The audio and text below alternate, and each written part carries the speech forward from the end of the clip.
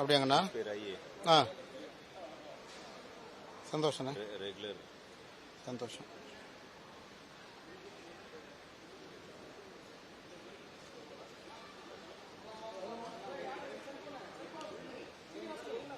தமிழ்நாட்டில் ஒன்றும் யாரும் காம்பீட் பண்ணது இல்லை. நிறைய இருக்காங்கண்ணா, நிறைய வர்றாங்கண்ணா, சைலண்டாக வர்றாங்கன்னு நினைக்கிறேன். ஃபுல்லாகவே காம்பீட் பண்ணுறாங்க. எனக்கு தெரிஞ்சு அந்தளவுக்கு ஃபிட்னஸில் இருக்கிறவங்க இருக்காங்க. இந்த தடவை பார்த்துருவோண்ணா. அண்ணா நீங்கள் ரெடினா ஆரம்பிக்கலாங்கண்ணா. ரைட்.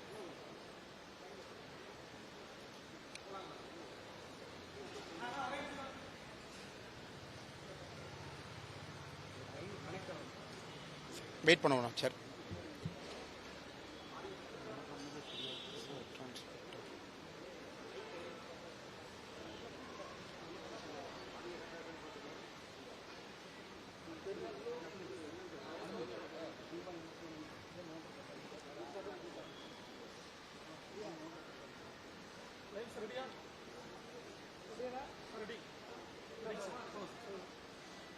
பத்திரிகை அன்பர்களுக்கு எங்களுடைய மதிய வணக்கத்தை தெரிவித்துக் கொள்கின்றேன். அன்பு சொந்தங்களே, 2-3 விஷயங்களை உங்கள் முன்னால் வைக்க வேண்டும் என்பது எங்களுடைய ஆசை. முதல்ல நம்முடைய இடி என்ஃபோர்ஸ்மெண்ட் டைரக்டரேட் அவர்கள் தமிழ்நாட்டினுடைய டிஜிபி அவர்களுக்கு அக்டோபர் 27ஆம் தேதி ஒரு கடிதம் எழுதியிருக்கிறாங்க. அந்த கடிதத்தினுடைய ஒரு பகுதி மக்கள் மன்றத்தில் இருக்கு. அந்த கடிதத்தோடு கிட்டத்தட்ட 232 பக்கம் அதற்கான ஆதாரங்களையும் அளிச்சிருக்கிறாங்க. 888 கோடி ரூபாய் ஊழல், 888 கோடி ரூபாய் ஊழல் நகராட்சி நிர்வாகம் மற்றும் நீர் வளங்கள் துறையில அமைச்சர் KN நேரு அவர்களுடைய துறையில நடந்திருப்பதாக இடி அவர்கள் ஆதாரப்பூர்வமாக தமிழ்நாட்டினுடைய டிஜிபி அவர்களுக்கு கடிதம் அளித்து அதுல ஒரு FIR பதிவு செய்ய சொல்லி கேட்டிருக்கிறாங்க. நமக்கு தெரியும், இந்த prevention of money laundering act PMLA section 66 இடிக்கு ஒரு தகவல் கிடைக்கிறது, வேறொரு கேஸ்ல சோதனை பண்றாங்க, அந்த கேஸ்ல இன்னொரு ஆதாரம் கிடைக்குதுன்னா செக்ஷன் 66 படி அந்த சம்பந்தப்பட்ட ஏஜென்சிக்கு அந்த ஆதாரத்தை கொடுக்க வேண்டியது இடியினுடைய கடமை. இந்த ட்ரூ வேல்யூ ஹோம் சம்பந்தப்பட்ட ஒரு CBI வழக்கு 2024 திரு KN நேரு அவர்களுக்கு சம்பந்தப்பட்ட அவருடைய தம்பி KN ரவிச்சந்திரன், KN மணிவண்ணன் அவர்களுடைய இல்லத்துல வேறு வேறு பகுதியில் நடத்தப்பட்ட ரைடில் கிடைக்கப்பட்ட ஆதாரங்கள், இவங்க junior engineer, assistant engineer, down planning officer, sanitary inspector உட்பட 2538 போஸ்டிங், அதுல 2 லட்சம் பேர் எழுதுறாங்க. அண்ணா யூனிவர்சிட்டி, அண்ணா பல்கலைக்கழகம் அந்த பரீட்சை நடத்துறாங்க. அதுல எப்படியெல்லாம் ஊழல் செய்திருக்கின்றார்கள், குறிப்பாக 150 கடைசி அந்த 2538 தேர்ந்தெடுக்கப்பட்டவங்கல்ல 150 பேர் நேரடியான ப்ரூஃப இடி அளிக்கிறாங்க.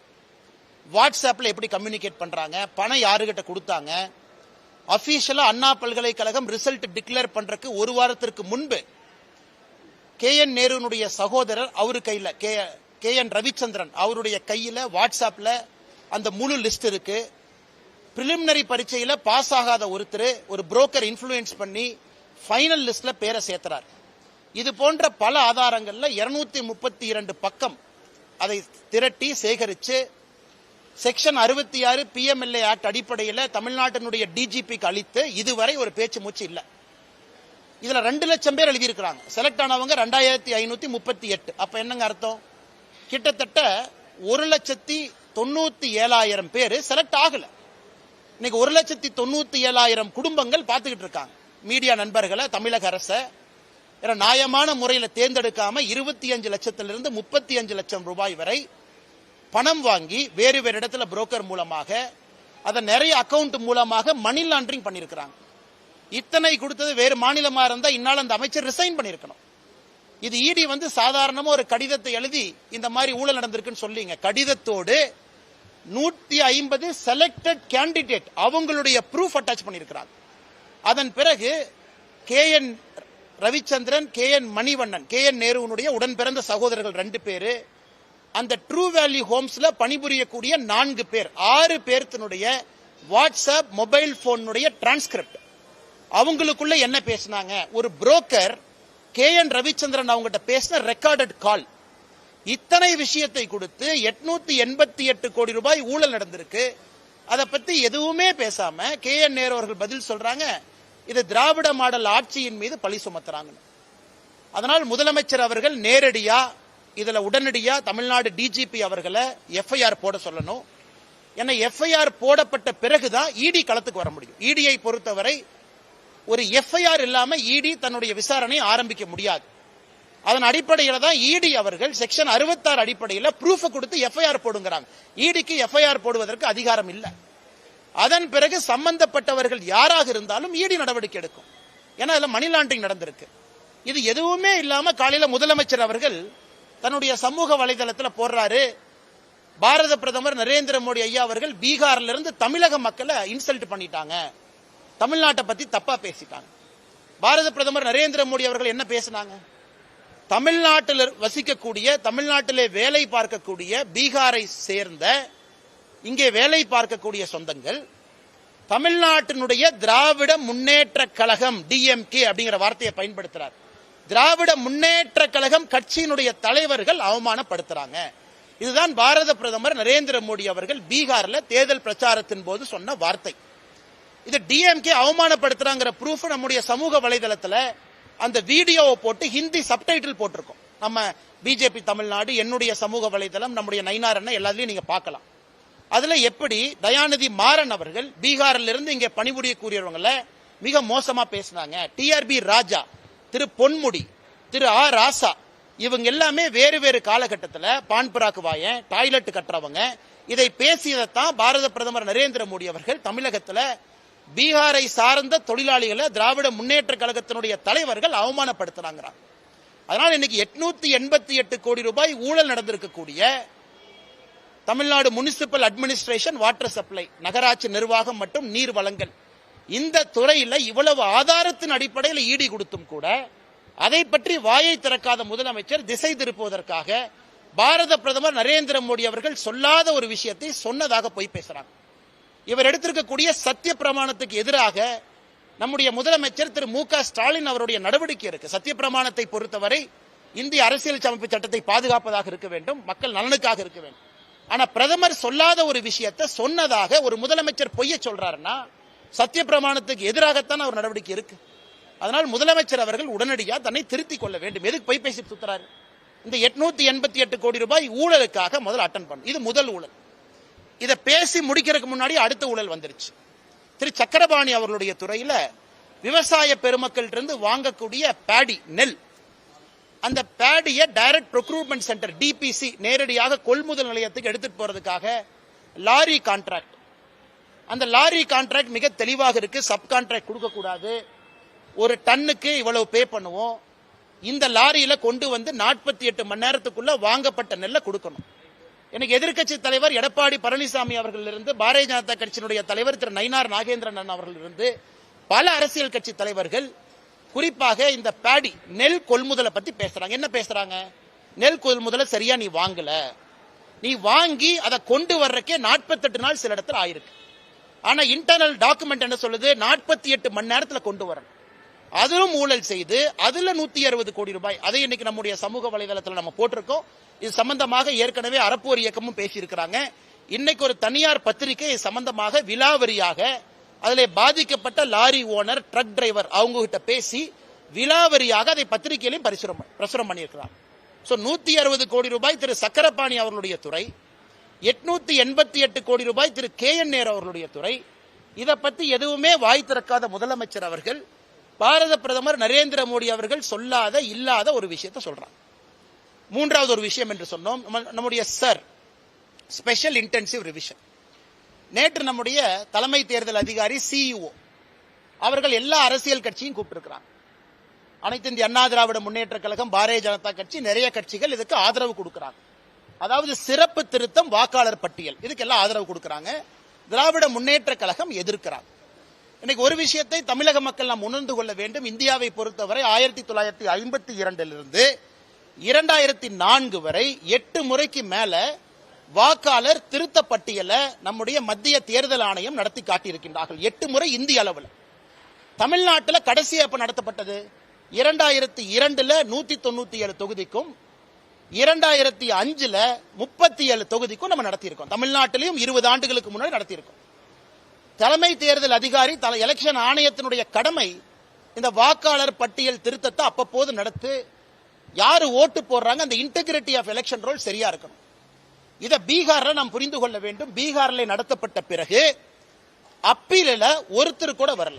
முழுமையாக நடத்தி முடிக்கப்பட்ட பிறகு யாராவது வாக்காளர்ல தவறா இருக்கிறாங்க, யாராவது நீக்கப்பட்டிருக்கிறாங்க, குடியுரிமை இல்லாதவங்க இருக்கிறாங்க, ஃபைனல் எலக்ட்ரல் ரோல் பப்ளிஷ் ஆனதுக்கு அப்புறம் ஒருவர் கூட வந்து தவறு நடந்துச்சுன்னு ஒருத்தர் சொல்ல 100% கிளீனா நடத்திருக்காங்க.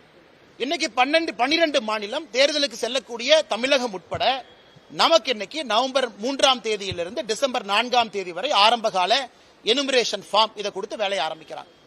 இதை ஒரு மாநில அரசு ஆதரிக்கணும் தார. ஏன்னா மாநில அரசு தான் ஆபீசர்ஸ் கொடுக்கணும். ஒரு பூத்துக்குமே பூத் லெவல் ஆபீசர் BLO கொடுக்கணும். அதன் பிறகு ஒரு சட்டமன்றத்திற்கு எலக்ட்ரல் ரெஜிஸ்ட்ரேஷன் ஆபீசர் ERO கொடுக்கணும். அதன் பிறகு ஒரு தாலுகாக்கு assistant electoral registration officer AERO கொடுக்கணும். இதெல்லாம் மாநில அரசுடைய கடமை. ஆனா இன்னைக்கு திராவிட முன்னேற்ற கழகத்தினுடைய அரசு திட்டமிட்டு தமிழ்நாட்டில் இந்த வாக்காளர் சிறப்பு சீர்திருத்த பட்டியல் எப்படியாச்சும் இதை பிளாப்பாக வைக்கணும் என்பதற்காக கங்கணம் கட்டிக்கொண்டு நிற்கின்றார்கள். எங்களுடைய இது எலெக்ஷன் கமிஷன் தலைமை தேர்தல் அதிகாரி நேரடியாக தமிழ்நாட்டினுடைய COவை தன்னுடைய கட்டுப்பாட்டுக்குள்ள கொண்டு வந்து இது சம்பந்தப்பட்ட அதிகாரிகள் யாரெல்லாம் இருக்கிறாங்களோ, அதாவது BLOவா இருக்கட்டும், எலக்ட்ரல் ரெஜிஸ்ட்ரேஷன் ஆபீசரா இருக்கட்டும், நேரடியாக நம்முடைய எலெக்ஷன் கமிஷனுக்கு கீழே அவர்களை கொண்டு வந்து தமிழ்நாட்டிலே நடத்தப்பட வேண்டும் என்பது பொதுமக்கள் எல்லோரும் நாங்கள் அதைத்தான் சொல்றோம். இந்த 3 விஷயங்களும் இன்னைக்கு மிக முக்கிய விஷயங்கள். ஆனால் இதை தவிர எல்லாமே நம்ம பேசிட்டு இருக்கோம். அதுவும் குறிப்பாக முதலமைச்சர் அவர்கள் திசை திருப்புவதில் முழு கவனத்தில் இருக்கிறாங்க. இதை 3ஐயும் உங்களிடம் சொல்லணும். அதுக்கப்புறம் நம்முடைய திருப்பூர்ல சின்ன காளிபாளையத்தில் திருப்பூர் மாநகராட்சி இன்னைக்கு அங்க இருக்கக்கூடிய குப்பைகள்லாம் கொண்டு வந்து இன்னைக்கு நம்முடைய பல்லடத்துக்குள்ள சின்ன காளிபாளையத்தில் கொட்டுறாங்க. திருப்பூர் மக்கள் நல்லா இருக்கணும். இது தேவையெல்லாம் பாத்தீங்கன்னா திருப்பூர், பல்லடம், கோயம்புத்தூருக்கு சண்டை உண்டாக்குறாங்க. இதே மாதிரி வெள்ளலூர் ஒரு காலத்தில் அவ்வளவு பறவைகள் வந்திருக்கக்கூடிய சரணாலயமா இருந்த வெள்ளலூர்ல ஆயிரக்கணக்கான டன் குப்பைகளை கொட்டி வெள்ளலூர் பகுதி மக்கள் ஆயிரக்கணக்கானவர்கள் மனித சங்கிலி போராட்டம் நடத்தி இன்னைக்கு அந்த பக்கமே போக முடியாத அளவுக்கு பண்ணிருக்காங்க. இன்னைக்கு அதே வேலையை சின்ன காளிபாளையத்தில் பண்றாங்க. இடுவாய் ஊராட்சியில இதற்கு முன்பு கிராம சபை கூட்டத்தில் குப்பையை கொண்டு வராதீங்கன்னு சொன்ன பிறகு கூட இன்னைக்கு 2500க்கும் மேற்பட்ட மக்கள் அங்கு உட்கார்ந்து ஆர்ப்பாட்டம் போராட்டம் செய்து கொண்டிருக்கின்றார்கள். அதனால் உடனடியாக திருப்பூர் மாநகராட்சி இதை கைவிட வேண்டும் என்று கேட்கின்றோம். இதை தாண்டி நீங்க குப்பையை கொண்டு வந்தா முதல் லாரியை தடுப்பதற்கு பாரதிய ஜனதா கட்சி எங்களுடைய மாவட்ட தலைவர் ஸ்ரீனிவாசன் அவர்கள், அங்க இருக்கக்கூடிய தலைவர்கள் அண்ணன் AP முருகானந்தம் அவர்கள், நாங்கள் எல்லோருமே முதல் லாரியை தடுக்கிறதுக்கு அங்க போகத்தான் போறோம். அதனால திருப்பூருக்குள்ள பணம் கொடுத்து எப்படியாச்சும் அந்த குப்பை இன்சினரேட் பண்ண பாருங்க.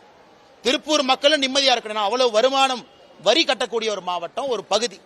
அந்த குப்பையை கொண்டு வந்து இன்னொரு பகுதியில் கொட்டி தேவையில்லாத பிரச்சனை உருவாக்காதீங்க. அதே இடத்துல மத்திய அரசினுடைய மூங்கில் பூங்கா இருக்கு. வனமரபியல் வனப்பெருக்கு மத்திய அரசினுடைய நிறுவனம் மூங்கில் பூங்காவை சின்ன காளிபாளையத்தில் உருவாக்கி இருக்கிறாங்க. அங்க ஆக்சிஜன் கொடுக்கணுங்கிறதுக்காக இந்த குப்பையை அந்த மூங்கில் பூங்காக்கு ஆப்போசிட்லயே வந்து கொட்டுறாங்க. அதனால் இதையும் கடுமையாக கண்டிக்கின்றோம். இதையும் உடனடியாக மாநில அரசு தலையிட்டு கவனம் கொடுத்து அந்த குப்பையை கொண்டு வந்து சின்ன காளிபாளையத்தில் கொட்டுகின்ற நடவடிக்கையை தடுத்து நிறுத்த வேண்டும்.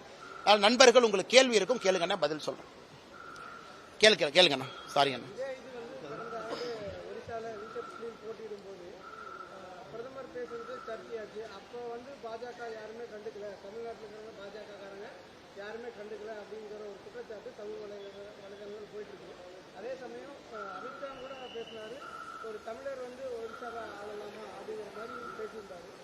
அண்ணா இன்னைக்கு இதே ஒரு சிம்பிள் கேள்விங்க அண்ணா, நியாயமான கேள்விதான் நீங்க கேட்கறீங்க.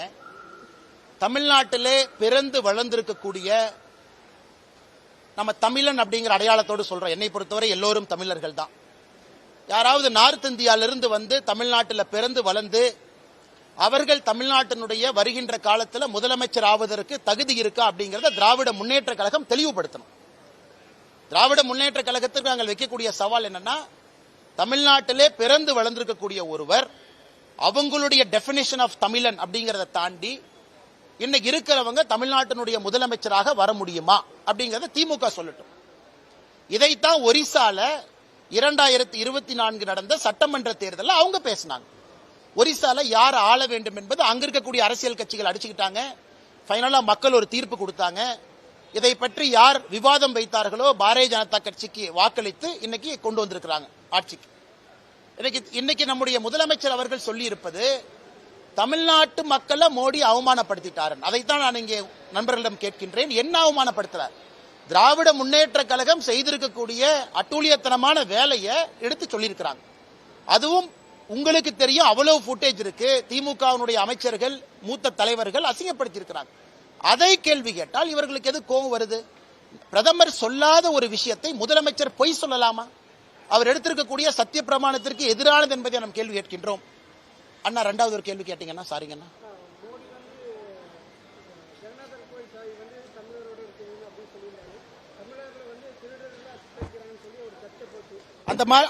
அந்த மாதிரி ஒரிசால யாரும் சொல்லவில்லை. அதை போன்று யாரும் அவமானப்படுத்தப்படவில்லை. ஒரிசாவிலே கேட்கப்பட்ட கேள்வி, ஒரியாவை ஆளுவதற்கு யாருக்கு தகுதி இருக்கிறது என்பதுதான் ஒரிசால கேட்கப்பட்ட கேள்வி. அதே கேள்வி எனக்கு திமுக கேட்கிறாங்க, டெபினிஷன் கொடுக்கட்டும்.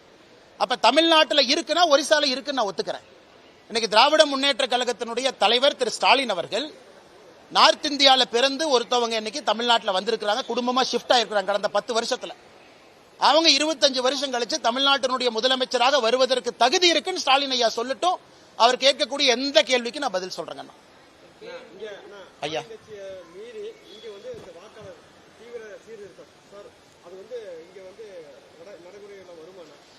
எலெக்ஷன் கமிஷனுடைய லெட்டர் பாத்தீங்கன்னா மாநிலத்தினுடைய சிஇஓ சீஃப் எலக்ட்ரல் ஆபீசர் திரு பட்நாயக் அவர்களுக்கு அதிகாரம் கொடுத்திருக்கிறாங்க. உடனடியாக அந்த ப்ராசஸ் அவங்க டேக் ஓவர் பண்ணிக்கணும். இது சம்பந்தப்பட்ட எந்த அதிகாரையும் மாநில அரசு டிரான்ஸ்பர் பண்ணக்கூடாது எலெக்ஷன் கமிஷனுடைய அனுமதி இல்லாம. அதே நேரத்தில் உடனடியாக விரைவில் என்கின்ற வார்த்தையை பயன்படுத்தி இருக்கிறாங்க. இப்ப நான் சொன்ன போஸ்ட் எல்லாமே ஃபில் பண்ணணும். Booth level agent, booth level ஆபீசர்ல இருந்து எல்லாத்தையும் ஃபில் பண்ணணும். Electoral registration officer, assistant electoral registration ஆபீசர்லாம் இது மாநில அரசினுடைய கடமை. காரணம், தேர்தல் ஆணையத்தை பொறுத்தவரை article 324 1950 representation of people act, இதுக்கு மத்திய தேர்தல் ஆணையத்திற்கு அதிகாரம் இருக்கு. இதையும் தாண்டி திராவிட முன்னேற்ற கழகம் குழப்பத்தை ஏற்படுத்தால் நேரடியாக எலெக்ஷன் கமிஷனை தலையிட்டு இது நடத்த வேண்டும் என்பதும் எங்களுடைய எதிர்பார்ப்புங்க. யாருக்கு அதிகாரம் இல்லைங்கன்னா அவங்க பதவியை ரிசைன் பண்ணிட்டு வீட்டுக்கு போனுங்கண்ணா. இதை நடத்துவதற்கு விடமாட்டோம் என்று ஏதாவது ஒரு அமைச்சர் சொன்னாங்கன்னா அரசியலமைப்பு சட்டத்துக்கு எதிராக பேசுகின்றார்கள். உடனடியாக அவர்களை தகுதி நீக்கம் செய்யப்பட்டு வீட்டுக்கு அனுப்பணும். நான் சொல்ல, கான்ஸ்டிடியூஷன் ஆஃப் இந்தியா சொல்லுது. ஒரு அமைச்சரும் ராஜ்பவன்ல போய், ஏன்னா அவங்க தான் படிக்காமே எல்லாம் பதவி பிரமாணம் எடுத்துறாங்களே, அதை படிச்சாங்கன்னா தெரியும் என்னன்னு. இந்திய அரசியலமைப்பு சட்டத்தின் மீது நம்பிக்கையை வைத்திருக்கின்றேன், நான் பாடுபடுவேன், காப்பாற்றுவேன் எல்லாம் படிச்சாங்கல்ல. அது இவங்க படிச்சாங்களா யார் படிச்சாங்கன்னு தெரியல. அதனால ஏதாவது ஒரு அமைச்சர் இதை நாங்கள் நடத்த விடமாட்டோம் என்று சொன்னால் ரிசைன் பண்ணிட்டு வீட்டுக்கு போங்க, இல்லாட்டி ஆட்சியை கலைச்சிருங்க. பிரசிடென்ட் ஆஃப் இந்தியா கீழே போட்டு புது எலெக்ஷன் நடத்துவோம். அண்ணா வெரி கிளியருங்க அண்ணா. அவர்களை பொறுத்தவரை இந்தியாலேயே voters enrolment, voter database, electoral database ஒரு மிகப்பெரிய ஃப்ராட் வச்சிருக்காங்கன்னா அது திமுக தான். Double entry, double register. கிராமத்தில் இருப்பாங்க, நகரத்தில் இருப்பாங்க. காலையில் சென்னையில் ஓட்டு போடுவாங்க, சாயந்தரம் கிராமத்துக்கு போய் ஓட்டு போடுவாங்க. அந்த மாதிரி ஒரு பெரும் படையே திராவிட முன்னேற்ற கழகம் உருவாக்கி வைத்திருக்கின்றார்கள் காலம் காலமாக. இன்னைக்கு இது நல்லா நீங்க எனுமரேஷன் ஃபார்ம் நண்பர்கள் பாத்தீங்கன்னா தெரியும், நல்லா புரிஞ்சுக்கணுங்கன்னா. உதாரணத்திற்கு 2002, 2005 2 முறை தமிழ்நாட்டில் இதே திருத்தம் நடத்தப்பட்ட பொழுது அன்னைக்கு சில பேர் பிறக்காம இருந்திருக்கலாம், இன்னைக்கு அவங்களுக்கு ஓட்டு இருக்கும்.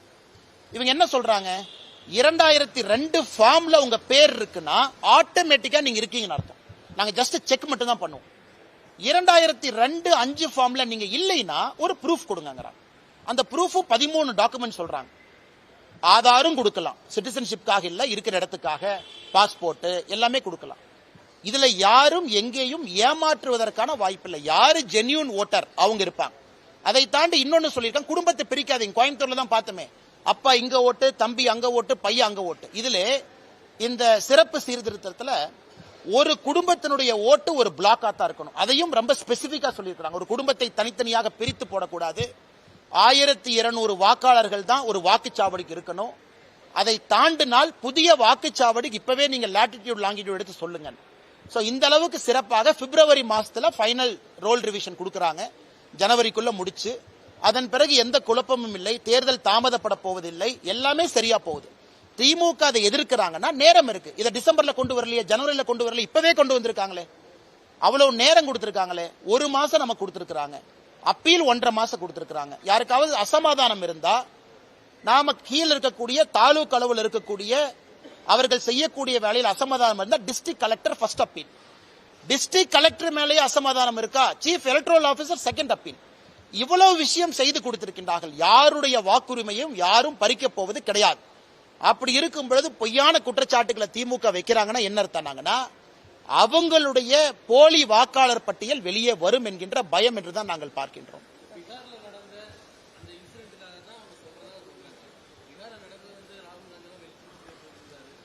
உங்க பாப்பா வாங்கண்ணா, உங்க பாப்பா அண்ணா. பீகாரை பொறுத்தவரை நல்லா இருக்கணும்ண்ணா. பீகாரை பொறுத்தவரை அதான் ஏற்கனவே ஆரம்பத்தில் சொன்னாங்கன்னா, பீகாரில் இந்த சர் எக்ஸைஸ் சிறப்பு வாக்காளர் திருத்தம் நடந்து முடிந்த பிறகு ஒரு அப்பீல் கூட வரல. முழுமையாக ஃபைனல் டிராஃப்ட் ரோல பப்ளிஷ் செய்த பிறகு ஒருத்தர் வரல. காங்கிரஸ் கட்சி இவ்வளவு சொல்றாங்களேன்னா, இன்னைக்கு காங்கிரஸ் கட்சி பீகார் எலெக்ஷன் இன்னும் 5 நாள் இருக்குங்க, எலெக்ஷன் முடியறக்கு, பிரச்சாரம் முடியறக்கு. இத்தனை நாட்களா காங்கிரஸ் கட்சி ஒருத்தரை கொண்டு வந்து காட்டல இவர் நியாயமா ஓட்டு போட்டிருக்கணும், நீக்கிட்டாங்க. கிடையாது. இத்தனை பேசி அரசியல் கட்சிகள் இன்னைக்கு பீகார்ல ஒருவர் கூட தேவையில்லாம இவங்களை நீக்கிட்டாங்க, பொய் சொல்லிட்டாங்க கிடையாது, ஒண்ணுமே கிடையாது. Zero appeal. அப்படி இருக்கும் பொழுது பீகார்ல மிக சுத்தமாக நேர்த்தியாக நடத்தி இருக்கின்றார். அதுல உச்சநீதிமன்றமும் தலையிட்டு சில விஷயங்களை சொல்லியிருக்கிறாங்க. ஆதார வச்சுக்கங்க. முதல்ல எலெக்ஷன் கமிஷன் ஆதாருக்கு ஒத்துக்கல. ஆதார் குடியுரிமைக்கான அடிப்படை இல்லை, ஆனா வசிப்பிடத்துக்கான அடிப்படையா வச்சுக்கங்க.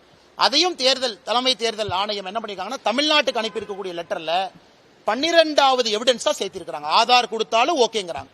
இவ்வளவு சிறப்பாக நடக்கக்கூடியது இதற்கு முன்பு 2002 தமிழ்நாட்டில் நடந்திருக்கு. நான் புதுசு கிடையாது. 197 தொகுதி, 2005 37 தொகுதி, 234 தொகுதியிலையும் தமிழ்நாட்டில் நாம் இது நடத்தி இருக்கோம். இது புதிது கிடையாது. 20 ஆண்டுகள் கழித்து மறுபடியும் நடத்துறோம். சுதந்திரத்திற்கு பிறகு 8 முறைக்கு மேல நடத்தி இருக்கின்றோம். அதனால் திராவிட முன்னேற்ற கழகம் அண்ணன் RS பாரதி அவர்கள் என்ன சொன்னாங்கன்னா, காலம் குறைவா இருக்கு, இப்பது கொண்டு வர்றீங்க.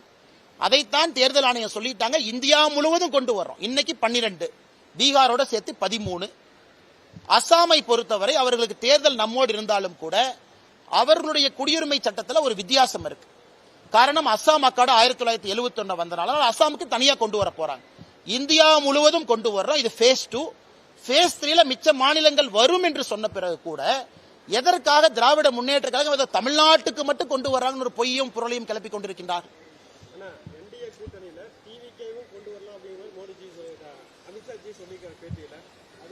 நான் அதை பத்தி கருத்து சொல்ல விரும்பலீங்கண்ணா. Madam, I am also waiting and வாட்சிங் like you as a karyakarta of the Bharatiya Janata party. நானும் பாரதிய ஜனதா கட்சியினுடைய தொண்டனாக இதை பார்த்துக் கொண்டிருக்கின்றேன். காரணம், இந்த கூட்டணி வெற்றி பெற வேண்டும் என்கின்ற ஒற்றை கருத்தில் நாங்கள் எல்லாம் இருக்கின்றோம். அதற்கான நேரமும் காலமும் இன்னும் இருப்பதாக நான் பார்க்கின்றேன். நேற்று நம்முடைய ஐயா முத்துராமலிங்க தேவர் ஐயாவுடைய நினைவிடத்துல கோவில்ல பல அரசியல் சம்பவங்களை நாம பார்த்தோம். யார் வந்தார்கள், யார் போனார்கள், யார் என்ன பேசினாங்க, அதற்கெல்லாம் பதிலடி என்ன கொடுத்தாங்க அப்படின்னு எல்லாமே நம்ம பார்த்தோம். அதனால் என்னை பொறுத்தவரை நானும் ஆவலோடு காத்து கொண்டிருக்கின்றேன். காரணம், அமித்ஷா அவர்கள், திரு மோடி அவர்கள் ஒரு தூய அரசியலை கொடுப்பார்கள் என்கின்ற நம்பிக்கையோடு தான் நான் பாரதிய ஜனதா கட்சியில் இணைந்து பயணம் செய்து கொண்டிருக்கின்றேன். இல்லாட்டி வேலையை விட்டுட்டு வர வேண்டிய அவசியம் இல்லை, கட்சியில தொண்டனாக இருக்க வேண்டிய அவசியம் இல்லை. அதற்கு இன்னும் காலம் இருக்கிறது. அந்த காலத்துக்குள்ள நிச்சயமாக தமிழ்நாட்டில் ஒரு நல்ல அரசியலை கொடுப்பதற்கான ஒரு கூட்டணி அமையும் என்கின்ற முழு நம்பிக்கையோடு ஒரு தொண்டனாக என் வேலையை நான் செய்யறேன். இன்னைக்கு யார் இருக்கணும், யார் இருக்கக்கூடாது, யார் எப்படி இருக்கணும் என்கின்ற கருத்தை சொல்வதற்கு எனக்கு அதிகாரம் இல்லை. நான் ஒரு சாதாரண தொண்டனா இருக்கேன். பிடிச்சிருந்தா இருக்க போறேன், பிடிக்கலனா கிளம்ப போறேன், அவ்வளவுதாங்க. என் வேலையை பார்த்துட்டு விவசாயம் பார்த்துட்டு இருக்க போறேன். அதனால் நேரம் வரும்பொழுது கட்டாயமாக நிச்சயமாக நான் பேசுவேன். ஆனா அரசியல் கட்சியில யாருமே கன்னு வச்சு அரசியல் கட்சியில் இருக்க வைக்க முடியாதுங்கண்ணா. இதெல்லாம் வாலண்டரி மெக்கானிசம். எங்களுடைய கை காசை செலவு பண்ணி நாங்க அரசியல் இருக்கோம். எங்களோட கேள்வி கேட்டீங்க, பதில் சொல்றதுக்கு வெயிட் பண்ணணும். எல்லாருமே இங்க பப்ளிக்குக்காக வேலை பார்க்கிறோம். பிடித்தவரை பப்ளிக்குக்காக வேலை பார்க்க போறோம். அரசியல் கட்சியில் இருந்து இல்ல நம்ம வேற வேலை செய்யணும் அப்படின்னா அதை சமூக ஆர்வலராக சமூக இயக்கமாக மாற்றி அதே வேலையை பப்ளிக் செய்ய போறோம். அதான் அம்மா அவங்க கேட்ட கேள்விக்கு நேரடியா பதில் சொல்லிட்டேன். சுத்தி வளைச்சு இந்த கூட்டணி எப்படி அப்படின்னு சொல்லிங்கன்னா, நான் எப்பவுமே நேரா பேசுறாள், எப்பவுமே பின்னாடி இருந்து நான் பேச மாட்டேன். இன்னும் நான் காத்திருப்பதற்கு தயார். பாரதிய ஜனதா கட்சியினுடைய தொண்டனாக பொறுத்திருப்போம், பார்ப்போம். என்ன நடக்கும் என்று அடுத்த சில மாதங்கள் கவனிப்போம். தமிழ்நாட்டுக்கு நல்லது நடக்கும் என்கின்ற ஒற்றை கருத்துல நிறைய பேர் ரிஸ்க் எடுத்திருக்கோம். நான் இல்லை, எத்தனையோ பேர். நான் ட்ரெடிஷனல் பொலிட்டீஷியன் கிடையாது, மாத்தி மாத்தி பேசுறதுக்கு. மக்கள் அதை எங்கிட்ட எதிர்பார்த்தாங்கன்னா ஐ எம் சாரி. நான் 20 வயசுலேயே கரவேட்டி கட்டிட்டேன், 25 வயசுலேயே பூத் தலைவர் ஆயிட்டேன், 30 வயசுலேயே தலைவர் ஆயிட்டேன், 60 வயசு வரைக்கும் இருப்பேன். அந்த மாதிரி அரசியல் இல்லை. நான் 35 வயசுல வந்தேங்க, வேற இடத்துல இருந்து வந்த அரசியலுக்கு. ஆனால் எனக்கு மாத்தி பேசியெல்லாம் தெரியாது, சபநாகரிகம் எல்லாம் தெரியாது, இடத்துக்கு தகுந்த மாதிரிலாம் பேச தெரியாது. இப்போதைக்கு என் வேலையை பார்க்குறேன், பத்திரிகை நண்பர்களை பார்க்கும்போது என் கருத்தை சொல்றேன். இன்னும் பொறுத்திருங்கள், சரியான நேரத்தில் நான் பேசுறேன். பதவி எதுக்கு நான் போடணும்? பதவியெல்லாம் வெங்காயம் மாதிரி நான் தான் சொல்லிட்டேன். அதை உரிச்சிங்கன்னா ஒண்ணுமே இருக்காதுண்ணே. என்ன பதவி போடுவாங்க அண்ணா? ஒரு நிமிஷம், என்ன பதவி போடுவாங்க? என்ன அண்ணா, எனக்கு தமிழ்நாட்டில் சுத்தமான அரசியல், நேர்மையான அரசியல், இதுக்கு என்ன பதவி வேணும்? மகாத்மா காந்தி என பல பதவியில இருந்தார். 1921 ஒரே வருஷம் அகில இந்திய காங்கிரஸ் கட்சியினுடைய தலைவரா ஒரே வருஷம் இருந்தார். பதவி இருந்தா தான் வேலை செய்ய முடியுமானே? பதவிங்கிறத வண்டியில கொடி மாட்டிக்கிட்டு கரவேட்டி கட்டிக்கிட்டு பதவி கொடுத்துட்டா லெட்டர் பேட் போடுறக்கா? அந்த மாதிரி ஆட்கள் நான் கிடையாது.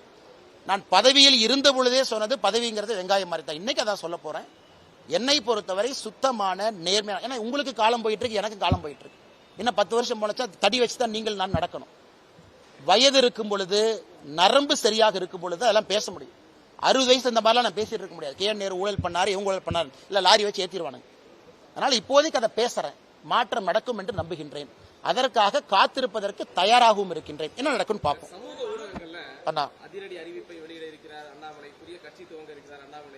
அண்ணா ஏற்கனவே நான் சொன்னேங்கண்ணா, ஏற்கனவே சொன்னேன். நான் எங்கே இருந்து அரசியல் வரேன்னு பாருங்க.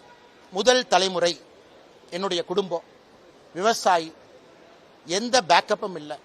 ஒரு தனி கட்சியெல்லாம் தொடங்கி நடத்த முடியும்னு நினைக்கிறீங்களா? அதனால் எனக்கு என்னுடைய உயரம் தெரியும்.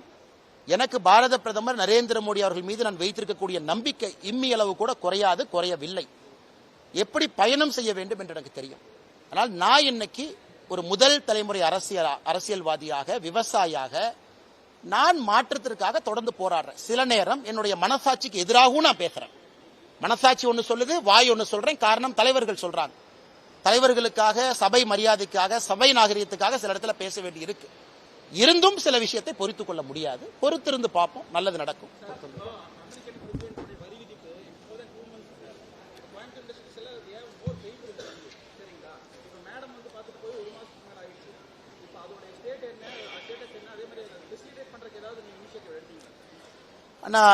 நியாயமான கேள்விங்கன்னா, கோயம்புத்தூர் திருப்பூருக்கு பாதிப்பு அதிகம் தான், இல்லை என்று நாம் எங்கேயுமே மறுக்கல.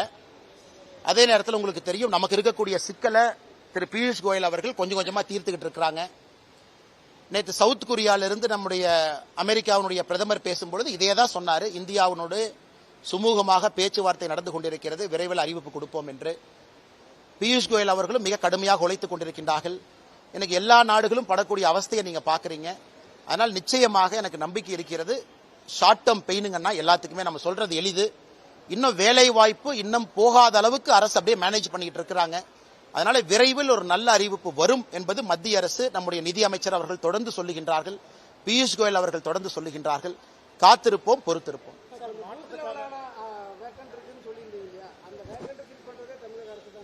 ஆமாங்கண்ணா, அதாவது பூத் லெவல் ஆபீசர் BLO தமிழ்நாட்டில் இன்னைக்கு எலெக்ஷன் கமிஷன் கொடுத்திருக்கபடி 66,537 பூத். அப்ப 66,537 பூத்துக்கு அத்தனை BLO போடணும். அவங்க எல்லாம் ஒரு கவர்மெண்ட் ரேங்க்ல இருப்பாங்க.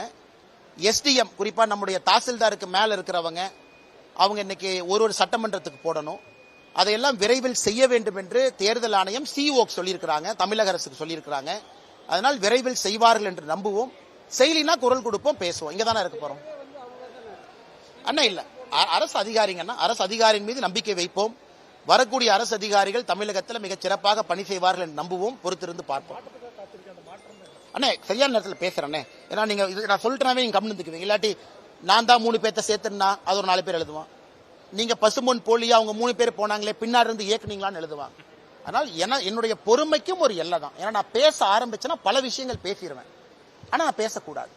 அதனால் எதுக்கு இந்த கருத்தை நான் தெளிவா சொல்லிட்டேன்னா, ஊகத்திற்கு இடம் கொடுக்க வேண்டாம் என்பதற்காக சொல்லிட்டேன். நானும் எதற்கும் பொறுப்பில்லை, அதாக தானாக நடக்கிறது. அப்படி இருக்கும் பொழுது எல்லாத்துக்கும் நான் தான் காரணம் பேசுவாங்க. இன்னைக்கு நான் அதிமுகவை பத்தி பேசாம இருக்கேன். ஆனா அதிமுக இருக்கக்கூடிய எத்தனையோ தலைவர்கள் இன்னைக்கு என்னை திட்டிட்டு தான் இருக்காங்க. ஆனாலும் அமித்ஷாஜி அவர்கள் நான் கொடுத்த வார்த்தைக்காக கட்டுப்பட்டு நிக்கிறேன். திரும்ப எனக்கு பேசுறதுக்கு எவ்வளவு நேரம் ஆகும்? 2 நிமிஷம் போதுமே. நான் கொடுத்த வார்த்தைக்காக அமைதியாக இருக்கின்றேன். ஒரு வார்த்தையை கொடுத்திருக்கேன், அதுக்காக அமைதியா இருக்கணும். ஆனால் என்னை பொறுத்தவரை எல்லோருக்குமே ஒரு லக்ஷ்மண் ரேகா இருக்கு, எல்லோருக்குமே ஒரு எல்லை இருக்கு. அந்த எல்லையை கடக்க கூடாது என்று நிற்கின்றேன். காலம் வரும்போது நான் பேசுறேன். ஏன்னா கோயம்புத்தூர்லேருந்து சென்னைக்கு ஃப்ளைட்டில் போகலாம், ட்ரெயினில் போகலாம், காரில் போகலாங்கன்னா ஃப்ளைட்டில் போகும்போது அவர் வர்றாரு, பார்க்குறேன். 2 முறை அவரை சந்திருக்கின்றேன். 2 முறை விமானத்தில் தான் சந்திச்சிருக்கிறேன். ஏற்கனவே சொன்னேன், அன்னை கடந்த முறை தூங்கிட்டாரு, நான் முழிச்சிருந்தேன். அப்புறம் வரும்போது அண்ணன் எந்திரிச்சு வெளியே வந்தாங்க. எதுவுமே பேசுறதுக்கான வாய்ப்பு இல்லை, ஜென்ரலாக தான் பேசணும்னு. அவருடைய அரசியல் வாழ்க்கை அவருடையது, என்னுடைய அரசியல் வாழ்க்கை என்னுடையது. நன்றிங்க அண்ணா. சரி, விதிமுறையை மாத்திருக்காங்க. ஏழை எளிய மாணவர்களை சேர்த்தாங்க. இருக்கிற மாணவர்கள் யாரு ரொம்ப இதா இருக்கோ அவங்கள வந்து கன்வெர்ட் பண்ணுங்க. ஐயா நான் கொஞ்சம் தெரிஞ்சுட்டு சொல்றேங்க ஐயா, எனக்கு இந்த மேட்டர் தெரியாது, தெரிஞ்சுட்டு சொல்றேன். Thank you madam. எல்லாத்தையும் பார்ப்போங்கண்ணா. பாப்பா பேர் என்னங்கண்ணா? தம்பி எங்க